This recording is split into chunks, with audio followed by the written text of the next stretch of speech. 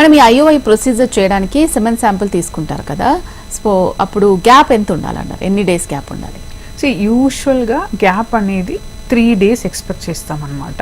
More than 3 days, more than 5 days అంటే ఇది semen పారామీటర్స్లో కొంచెం ఎఫెక్ట్ ఉంటుంది. And then the quality of the sperm కూడా కొంచెం తక్కువ ఉంటుంది అనమాట. So generally at least 3 days or like 1 to 2 days is also fine. ఇప్పుడు as per new guidelines the lesser is the time, the lesser is the quality అంటున్నారు. So 1 day gap ఉంటే కూడా సరిపోతుంది.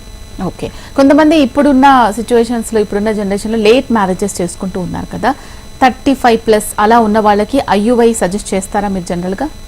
యా, సి అగైన్ ఐయుఐ చేయడానికి ముందు వాళ్ళకి ఏదైనా problem ఉన్నాయా, జనరల్లీ లైక్ 35 years తర్వాత అనుకోండి, వాళ్ళకి నంబర్ ఆఫ్ ఎగ్స్ అనేది తగ్గుతుంది అనమాట. సో యూజువల్గా ఫ్రమ్ 20 to 30, 35 లోపల number of eggs, quality of eggs అనేది బాగుంటుంది. వన్స్ 35 years క్రాస్ అయిపోయిన తర్వాత ద నంబర్ ఆఫ్ ఎగ్స్ అనేది తగ్గుతుంది, and then the quality of eggs అనేది తగ్గుతుంది.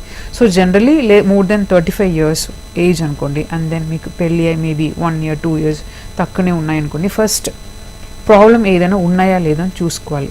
From male partner and then female partner ఇద్దరిది చూసుకోవాలి. ఇన్ కేస్ వాళ్ళకి అన్ని నార్మల్ ఉంటే మనం న్యాచురల్ ఐయుఐ అట్లా ట్రై చేసుకోవచ్చు. ఏదైనా మేజర్ ప్రాబ్లం ఉంటే మనం నెక్స్ట్ స్టెప్ వెళ్ళాలి అన్నమాట.